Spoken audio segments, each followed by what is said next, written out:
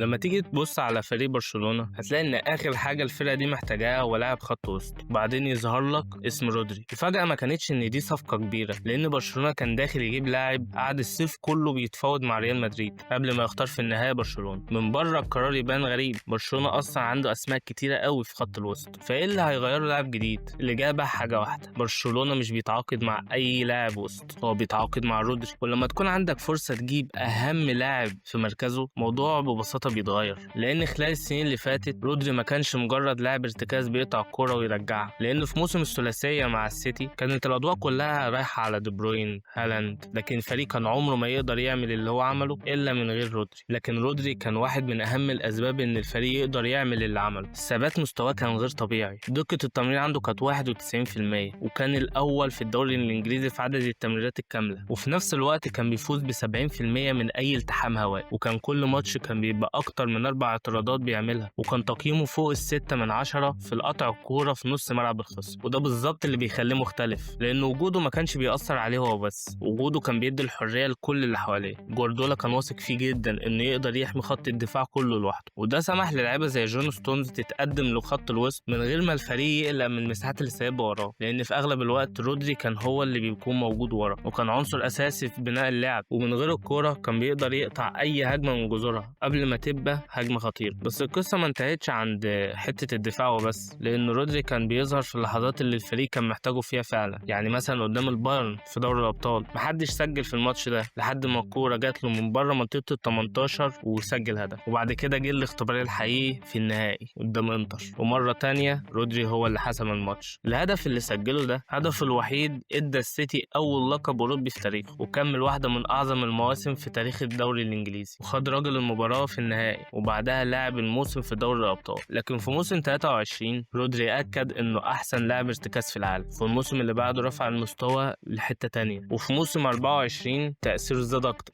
مانشستر سيتي حقق الدوري الإنجليزي للمرة الرابعة على التوالي، ورودري كان في قلب كل حاجة، والدليل ظهر بشكل واضح جدا. في الدوري السيتي لعب 3 ماتشات من غيره وخسر ال3، وده منطقي لما تبص على دوره، هو اللي بيقطع الكورة وهو اللي بيبدأ الهجمة. ومع الوقت ما بقاش لاعب 6 تقليدي، جوارديولا حوله بين خليط بين لاعب ارتكاز ولاعب خط وسط متقدم، والنتيجة كانت أرقام صعب تصدقها، 12 هدف و14 اسيست، وفي الدوري الإنجليزي لوحده سجل 8 أهداف وصنع 9. دي أرقام لاعب هجومي تقريبا، ودي كانت الإضافة فوق شغله الأساسي. رودري كان صاحب أكبر عدد من التمريرات الصح في الدوري بفارق 388 تمريرة عن أقرب لاعب ليه، والأهم إنه ما كانش مجرد لاعب خط وسط بيباصي وخلاص، كان كمان صاحب أكبر عدد التمريرات الناجحة في التلت الأخير بين كل لاعيبة الدوري. ولما الفريق احتاجه في اللحظات الحاسمة ظهر، سجل هدف فوز متأخر قدام تشيفيلد، وسجل تعادل متأخر قدام تشيلسي، وفي آخر جولة سجل هدف مهم جدا قدام ويست هام، وساعد السيتي في رفع اللقب الدوري تاني. لكن وسط كل الأهداف والأسيستات سهل تنسى شغله الأساسي، الشغل اللي بيبدأ قبل ما الكاميرا تركز عليه. رودري استرجع الكورة 235 مرة، اللاعب الوحيد اللي اتفوق عليه كان برونو جيماريش، لكنه لعب دقايق أكتر.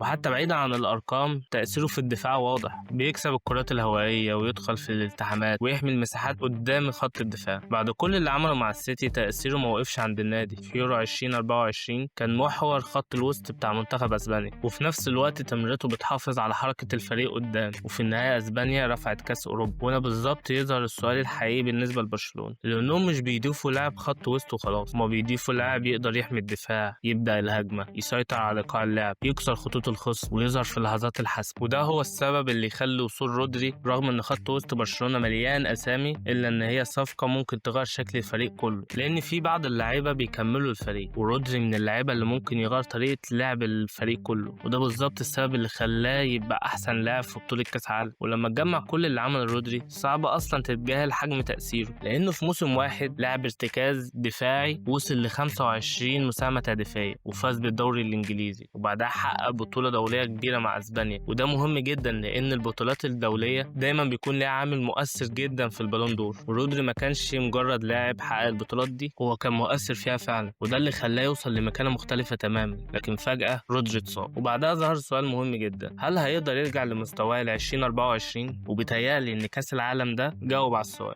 اسبانيا خرجت من كاس العالم كواحدة من اقوى فرق العالم في الدفاع، ورودري كان جزء اساسي منها، انهى البطولة ب 26 تدخل ناجح، اكتر من اي لعيب تاني، واي اي هجمه مرتده تلاقيه قطعها. ولما ان تاثيره ما كانش محدود في منطقه معينه، يعني ممكن في لحظه تلاقيه بيعمل تدخل قريب جدا من منطقه الجزاء، وبعدها بلحظات تلاقيه ضاغط في نص الملعب الخصم، وده ساعد اسبانيا انها تسيطر على الماتشات بشكل كبير. لكن السيطره بالنسبه لرودري ما كانتش مجرد دفاع، لان بعد ما بيقطع الكوره كان هو نفسه جزء من بدايه الهجمه. وخلال ال8 ماتشات بتوع اسبانيا في كاس العالم عمل فوق ال790 تمريره، كسر بيها الرقم القياسي بتاعه في كاس العالم اللي قبليه، وعدى الرقم بتاع تشافي في 2010 اللي فازت فيها اسبانيا برضه بكاس العالم. يعني حتى من غير الاهداف والاسيستات تاثيره كان واضح في كل مرحله من مراحل اللعب، وده انعكس مره تانية في تتويجه بجائزه افضل لاعب في اهم بطوله دوليه. ومع كل الانجازات دي تبدا اهميه انتقاله لبرشلونه تبان بشكل اوضح، لان برشلونه من وقت رحيل بوسكيتس وهو بيحاول يحل نفس المشكله، مين اللاعب اللي يقدر يعمل اللي كان بيعمله بوسكيتس؟ جربوا ديونج، لكن الفريق شاف انه مش مناسب دفاعيا للعب كمحور وحيد. وبعدها جه ريميو، وجربوا جوندوجان، وحتى كريستنسن لعب كذا مره في المركز ده، وكل المحاولات دي فشلت لحد ما ظهر اسم رودري. وهنا الفرق كبير، لان رودري ما كانش عنده نفس الصفات بتاعه بوسكيتس، بس لان رودري مش مجرد بديل لبوسكيتس، هو لاعب عنده صفات كتيره كانت بتخلي بوسكيتس مميز: الذكاء، التمركز، القدره على التحكم في الماتش، لكن في نفس الوقت دي في حاجات مختلفه: قوه بدنيه جباره، بيتفوق في الكرات الهوائيه، وقوي جدا على الجون، وتهديد هجومي حقيقي من خارج المنطقه، او بمعنى تاني هو نسخه مختلفه من نفس الفكر: محور يسيطر على اللعب ويحمي الدفاع، وفي نفس الوقت يدي حريه لكل اللي حواليه. وده بالظبط اللي كان محتاجه هانز فليك، لان طريقه لعب فليك تعتمد على الضغط العالي وان خط الدفاع يكون متقدم، وده معناه ان اي كره بتتقطع ممكن يسيب مساحات كبيره ورا الفريق. وهنا تظهر واحده من اهم مهارات رودري، وهي التمركز، بسبب قرايته لمسارات اللعب وقدرته على ايقاف الهجمه المرتده قبل ما تتحول لخطوره حقيقيه.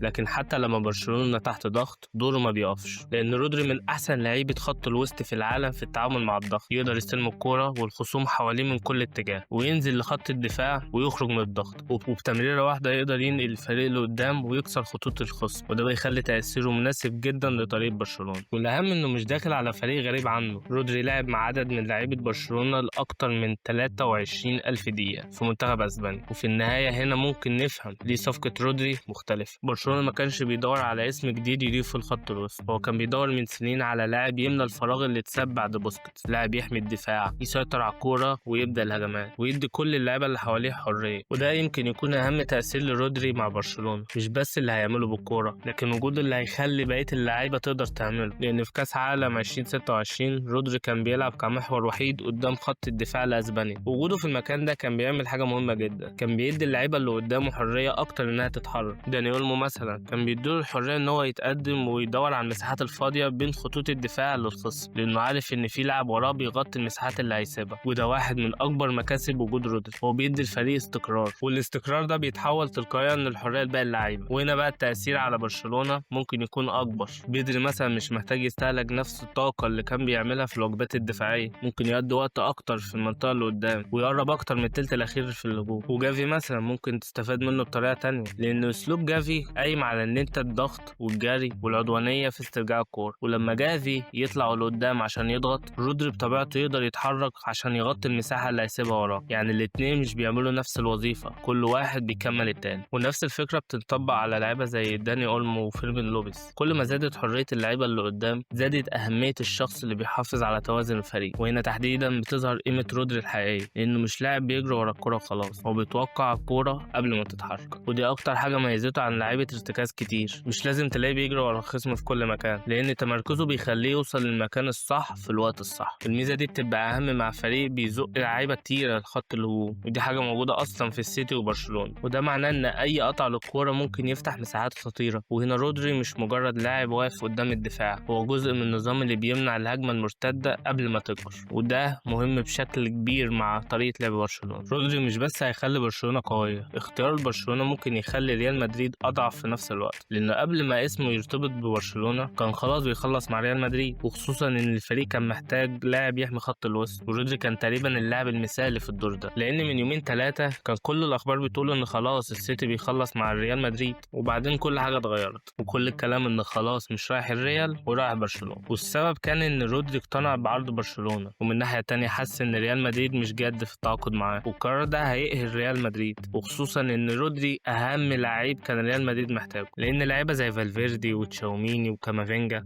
هم لعيبه بدني بس، لكن دماغ مفيش، وما بيقدروش يقدروش يقدموا نفس الدور اللي كان بيقدمه توني كروس ومودريتش. الريال كان محتاج لاعب يقدر يتحكم في رتم اللعب، يسيطر على الاستحواذ، يقدر يفك دفاعات الفريق اللي بتقفل وتركن ورا، واللي رودري يقدر يعمل ده. يعني لو كان راح الريال كان ممكن يسد اكبر ثغرة في الفريق تقريبا من اول يوم، لكن بدل ما ده حصل اختار برشلونة. وده معناه ان الصفقة مش بس قوية لبرشلونة، لكنها في نفس الوقت بتغير ميزان القوة في اسبانيا. ومع ذلك الصفقة دي مش كلها مكاسب، لان في سلبيات لازم تتحط على الترابيزة. اول واكبر مشكلة هي الفلوس. العرض بتاع رودري هو عرض ضخم جدا بالنسبة لبرشلونة. يعني الفلوس اللي كان ممكن يستثمروها في انهم يجيبوا مهاجم او مدافع حطوها كلها في رودري. وفي مشكلة تانية في اللمسية، برنال مثلا شايفينه انه ممكن يكون مستقبل النادي، وطبعا مع وجود رودري مستحيل يلعب عليه ويفضل له دك، وده هيقلل من فكرة ان اللعيب ده يكون قوي قدام. بس مشكلة زي دي ليها حل، لان مستحيل رودري يقدر يلعب بكل ماتشات الموسم، فساعتها ممكن تدي دقايق ليه، وده برضه بيخلق مشكلة تانية، مشكلة البدني عند رودري، وخصوصا بعد ما عمل عملية جراحية في ظهره. وده بيخلينا قدام سؤال مهم، هل لاعب عنده 30 سنة